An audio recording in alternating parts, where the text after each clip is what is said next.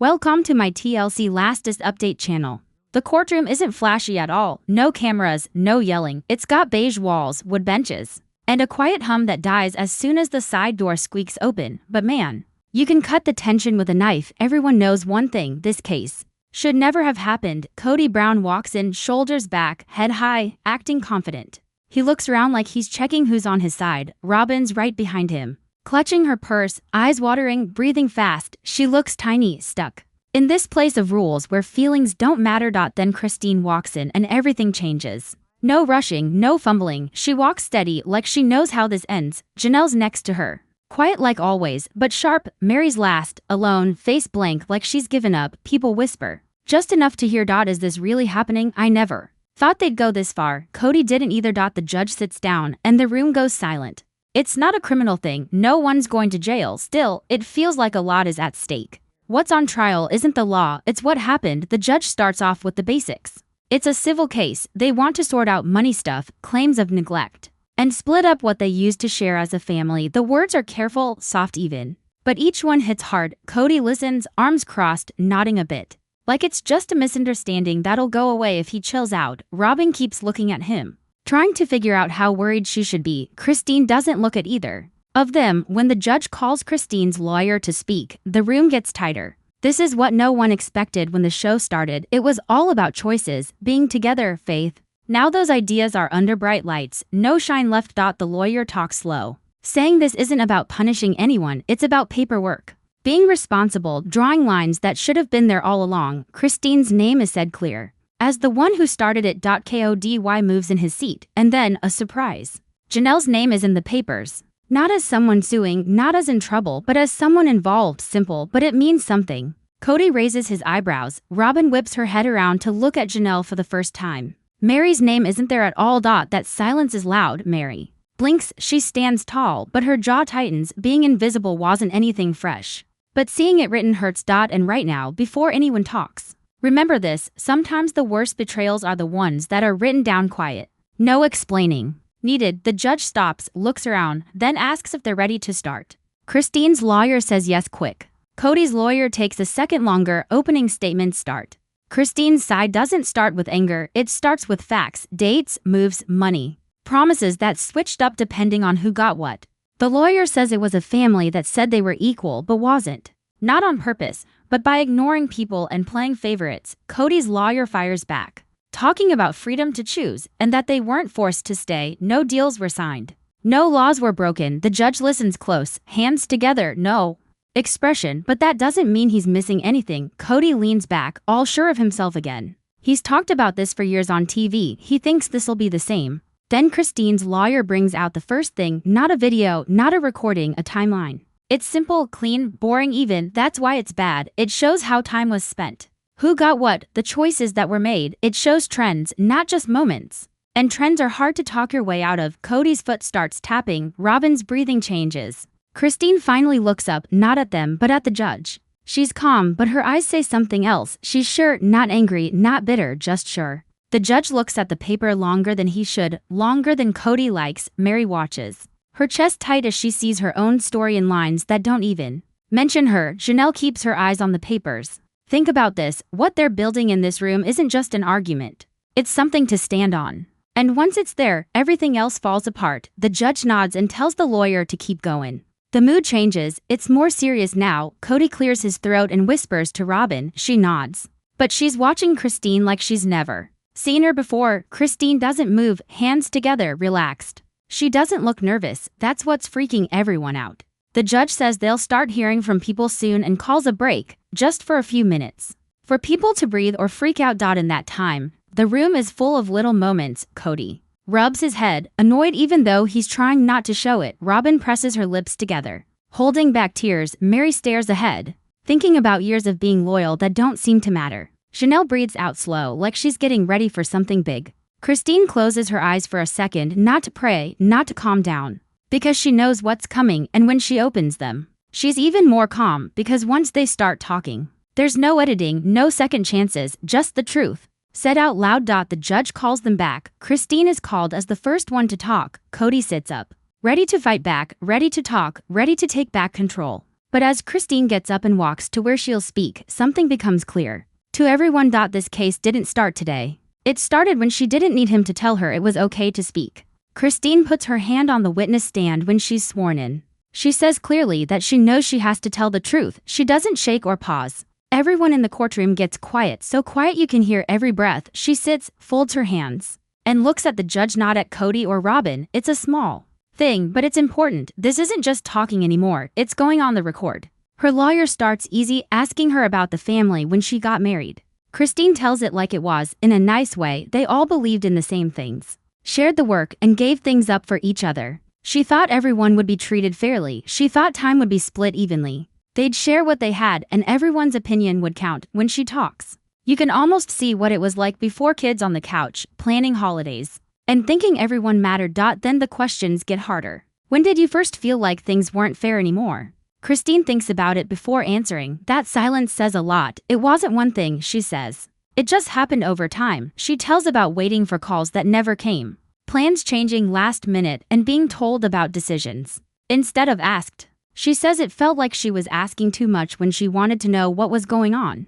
Kody moves in his seat. He shakes his head like he doesn't agree with what she remembers. Christine keeps talking, still calm. She says when someone's not there for you emotionally, it doesn't happen all at once. It's like doors closing quietly. She says it felt like she was only there when they needed something and like she didn't matter when they didn't. Robyn looks down at her hands. This is important. Being ignored isn't always being treated badly. Sometimes it's just being forgotten. All the time. The lawyer asks about money, keeping it simple. Christine says they put their money together and decided things as a group, at least they were supposed to. She doesn't blame anyone. She just says she stopped asking about things she didn't understand because it caused problems. And problems made them distant. And being distant, she says quietly, felt like being punished. Kody sighs loudly. His lawyer whispers to him. Kody nods, his jaw tight. When it's time for the other side to ask questions, things change. Kody's lawyer asks questions fast, like he's sure he's right. He talks about choice, being free, and being independent with your faith. He asks Christine if she ever asked to leave, if she ever said no, and if she used the same system she's complaining about now. Christine answers without getting upset. Yes, she chose this. Yes, she stayed. Yes, she got something out of it until it wasn't worth it anymore. She says you can't really choose if you don't know what's going on. Being with someone but not having any say isn't a partnership, and love isn't a reason to be unfair. The lawyer pushes harder, trying to make her mad, but she doesn't get mad. Then Kody interrupts. It starts small, a quiet comment, shaking his head. The judge looks up and tells him to stop. Kody sits back, arms crossed, lips tight. Robyn's lawyer calls her up next. Robyn walks to the stand shaking, already crying before they even ask a question. She talks quietly, sounding upset about how she felt when she joined the family. She says she felt misunderstood and blamed for things she didn't do.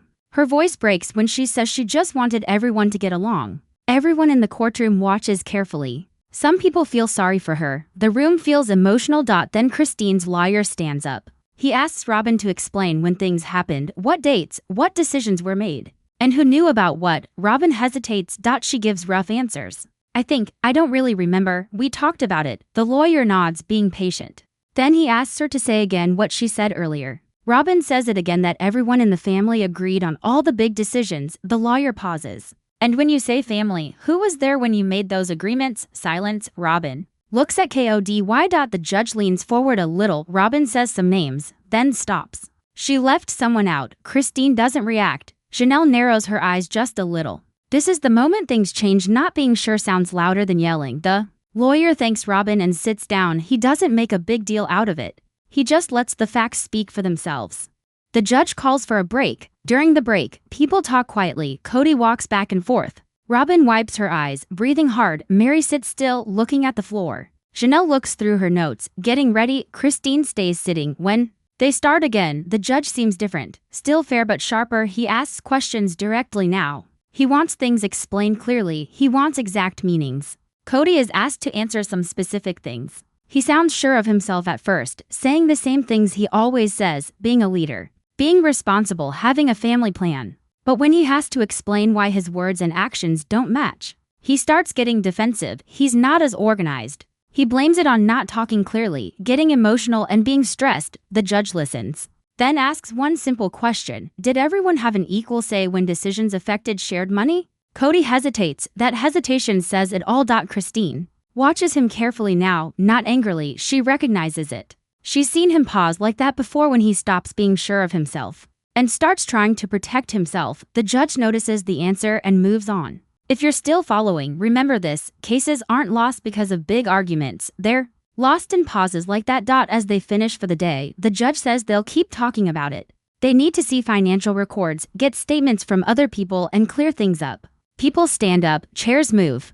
People start talking, then stop. Christine walks down from the stand, looking the same as always. Calm, in control, not happy. Robyn doesn't look at her. Kody stares straight ahead, jaw tight. And as the courtroom clears out, one thing is clear. Even though no one says it, Christine wasn't just telling her story. The court realized that the story had never been told fairly. And soon others will have to decide if they're ready to tell their side. When Janelle's name gets called, the courtroom goes quiet. Not cause folks aren't paying attention, it's cause they are. Her testimony ain't the kind with waterworks or yellin', it hits you slow, then all at once. Janelle walks up to the stand, no hesitation. She's steady, like she's got it all figured out before she even talks. She gets sworn in, sits, and adjusts the mic, real practical like. No drama, doesn't seem nervous at all. She looks at the judge, then quick at Christina, look that says a lot, then looks ahead. Her lawyer starts by asking what her role in the family was. I did the money stuff, Janelle says, plain as day, just those words, and the air in the room gets tight. She explains that she wasn't the only one, but she kept track, balanced the books, noticed stuff others didn't want to see. She talks about shared accounts, debts, and how they all knew the money was for the family, not just one person. Kody's all ears now. This is different, he can deal with feelings, but numbers, that's tougher. Janelle gets asked when she first saw things weren't right. She takes a beat. Little by little, she says. Then, bam. She says expenses started piling up in one house. Explanations went from clear to fuzzy. Asking questions felt like stirring up trouble instead of getting answers. She's not pointing fingers, she's just telling it how it is. The courtroom's hanging on every word. Robyn's hands are clenched tight in her lap. Meri's eyes pop open, sharp, like she's finally awake. Listen close, cause this ain't just about the money. It's about what the money shows when nobody's saying what they really mean. Janelle's asked if she said something back then. Yep, she says. Over and over, she told them her worries, got a lot of head nods, but nothing really changed. They'd talk about fixing things, promise stuff, but it never lasted, and when nothing changes, she says, you either shut up or you stop playing along. The lawyer asks what she did. I quit playing. Kody shifts, looking real uncomfortable. His lawyer's scribbling like crazy. Janelle gets into the details, not a ton of numbers. Just some clear examples: Houston, travel, fix-it stuff. She shows how the shared money stopped being shared fair, even though they kept saying it was. The judge jumps in with a question: was all this written down? Janelle nods, yeah. Her lawyer pulls out a binder, nothing fancy, just pages, tabs, all neat. Kody sighs. Robyn looks at the binder like it's gonna bite. The judge flips through it. Asking questions now and then. Janelle answers calm, no extra fluff. Meri's face tightens as she sees what's going on. She's seeing her own confusion in black and white. This is the moment nobody sees coming, when feelings can't be denied cause the facts are right. There the other side starts asking questions, trying to make it sound like Janelle had bad intentions. Kody's lawyer asks if Janelle ever got something out of the system. If she made calls others didn't like. If she had power others didn't. Janelle doesn't fight it. Yeah, she says, sometimes. The lawyer seems happy, but Janelle says, the difference is, I was responsible. I could explain everything I did, with proof. That hits hard. The lawyer changes gears. Asking if Janelle's view might be skewed cause she and Kody ain't close anymore. Janelle pauses. Then tells the truth. Distance didn't make the problem, she says. The problem made the distance. The courtroom's dead silent. Kody starts to say something, then stops. Robyn looks down. Meri swallows hard. Remember this: the truth don't need to be loud. It just needs to be heard. The judge thanks Janelle and tells her to stick around. As she leaves the stand, she walks past Meri. They lock eyes for a second. No blame there. Just understanding. Then something you wouldn't expect happens. The judge asks Meri to come forward, not to testify yet, just to clear up where she stands in the case. Simple question. Meri stands up slow, looking like she wasn't ready to be in the spotlight. She answers quick, careful, and just like that, something opens up. The judge asks if Meri was part of making the money decisions. Meri hesitates. That says it all. She says she usually wasn't asked, or told after it was done, or just left out. Her voice is quiet. The judge nods, thinking. Kody's staring straight ahead, stiff. Robyn's breath and fast. Christine looks at Meri, softer now. The judge lets Meri go back to her seat and calls for a break. In the hall, folks are whisperin'. Real urgent. Lawyers are talkin', papers are flyin'. Christine and Janelle stand by a window sayin' nothin'. They don't need to. Meri's sittin' alone on a bench, lookin' at her hands. Thinkin' about all the years she stood by them, held her tongue, thought. Silence was strength. Kody standin' with Robyn, sayin' it's all a misunderstanding, quiet, but trying to be in control. Robyn nods, but she ain't really looking at him. The mood has shifted back in court.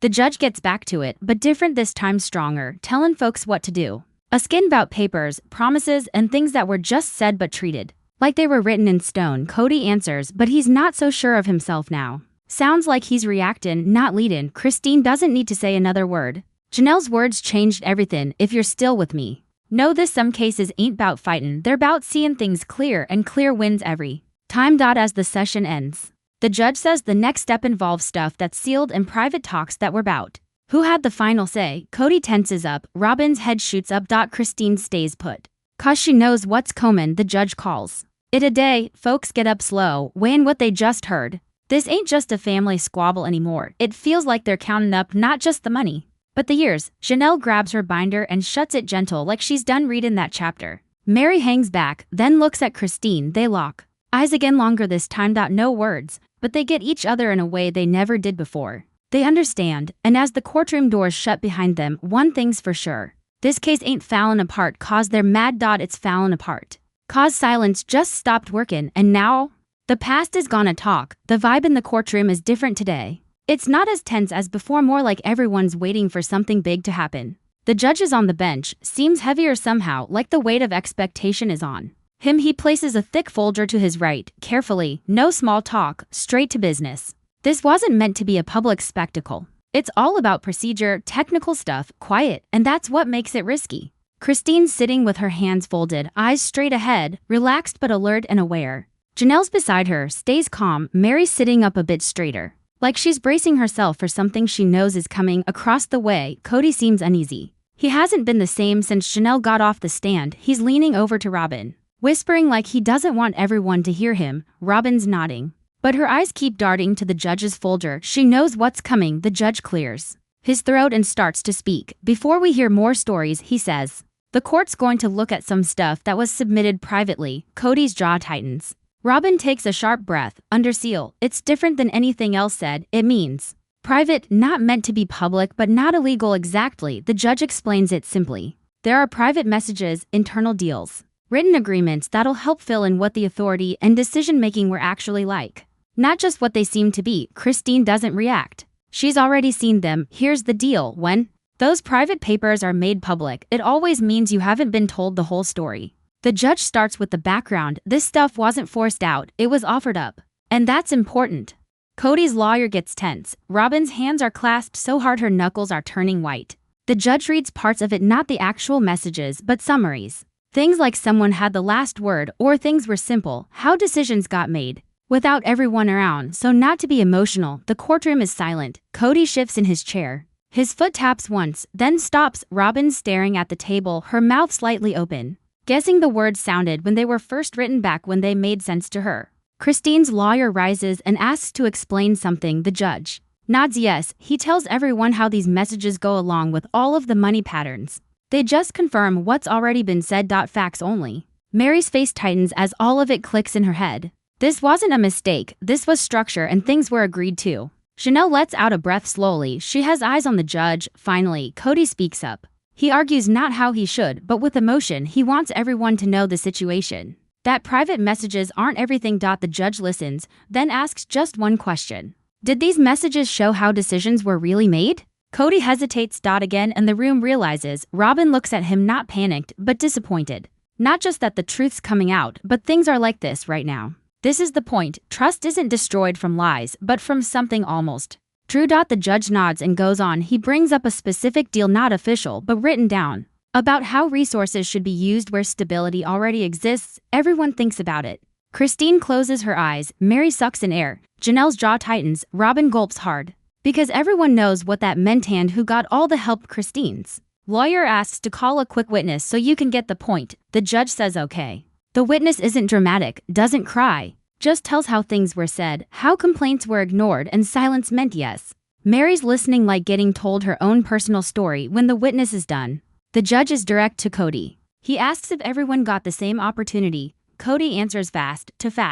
He says everything's okay. He spoke clearly. The judge doesn't push hard now, but opens the folder and references something else. It says, "We'll handle the complaints later." Kody freezes. Robyn closes her eyes. Christine stays the same. This is the time when the room catches everything. Not everything is a secret. The judge calls a short break. Out in the hallway, it falls apart. Kody's voice gets louder. He did not shout, but is defensive. He says it's being twisted to look bad. Robyn nods, but not as energetic now. Christine stands near a window with sunlight. She looks tired, not stressed, but understands this already will happen. Janelle asks Christine if she is okay. Christine nods. I knew this would happen. I just didn't know how it would feel. Meri's by herself alone again, but has her phone in hand. When court starts again, things are said. The judge sounds meaner. He says clearly that the court's not judging anything personal, but it does. Judge authority. He looks right at Kody. Authority without rules, he says, makes problems. Not done on purpose. Kody nods. Robyn slumps. Christine lets out a breath. If you're still hearing this, know this situation was about proving a point. The judge says that rulings will follow. Things are over, but have they even begun? People are slowly getting up as court will end. Christine gets her stuff. Janelle has her notebook. Meri stays behind for the judge. Kody's there, but does not know something is over. Robyn tries to take his arm. They walk out with people without making any sound. Outside, it is cloudy, but there is light. Christine goes into it. Now, the secret is a thing again. It's part of the book now. Everything will now be different, okay? Hear us the rewrite. The courtroom felt empty, like it had already given up all its secrets. Fewer people, thinner air. The usual chatter was gone. Everyone knew it wasn't about arguments. It was about what happens next, what's left behind. The judge came in one last time. He moved carefully, not rushing, no drama needed. The previous sessions spoke for themselves. Christine sat still, hands in her lap, looking calm, no stress. Just present. Janelle next to her, cool, aware, already thinking ahead like always. Meri sat a few seats down, straight back, eyes forward like she wouldn't disappear again. Across from them, Kody looked older, not in his face, but inside. The confidence he had at the start was gone. Robyn was close, hand on his arm, but it felt more like a habit. The judge cleared his throat and started. He spoke simply, carefully. He laid out what he found without extra words. The court saw unequal control in decisions. Agreements that some thought were real, others didn't know about. Shared stuff managed without everyone agreeing. No yelling, no blaming, just facts. Kody listened, jaw tight. Robyn stared, blinking slowly. Christine heard the words but didn't focus on them. The okay from the court mattered, but that's not why she was there. If you're still following this, remember, sometimes it's not a win, but a quiet understanding. The judge made the decisions clear. Money stuff split up, shared promises limited. Things they took for granted before spiritually in their feelings didn't count in court anymore. It was clean, clear, final. When he was done, everyone paused, not because they were confused, but to take it all in. The gavel hit. That's it. No clapping, no gasps, just the end of something. People stood up, chairs scraping. The courtroom emptied, not all at once, but bit by bit, like a family leaving after a tough dinner. Christine stood slowly. She let out a breath, just enough to let go of something she'd held onto for years. Janelle gathered her papers, organized. As always, moving on. Meri stayed seated a bit longer. She watched Kody and Robyn stand. She watched Christine head to the exit for the first time. She didn't feel pulled in different directions. She stood outside. It felt brighter to normal. People walked by, talking about other things, not knowing what just fell apart inside. Christine stepped out first. The air felt cool. She closed her eyes and breathed it in. Not because she was overwhelmed, but because she could. Janelle joined her. They didn't talk right away. You okay? Janelle asked. Christine nodded. Yeah, I really am. And she meant it. Inside, Meri stayed by the door. She watched them from a distance, not jealous. Not sad, but clear. She knew now that sticking around when it's not returned isn't good. It's like you disappear. She turned and walked the other way by herself. Remember this, being better isn't about being picked, but picking yourself. Kody left last. He stopped at the door like he was waiting for someone to react. A sign that it still mattered to him. Nothing. Robyn stepped beside him, holding tighter. Like she was holding onto herself as much as him. They walked off, quieter than before, still together, but lost all their confidence. Outside, it was cloudy, with bits of sunshine. Christine walked to her car slowly, not rushing, not looking back. She thought about the beginning. The promises, what they hoped for, then realizing that things didn't add up. She thought about her kids, what they saw, what they learned, what they won't go through again. Janelle drove off, already planning, new rules, clear lines. Being real with each other instead of guessing.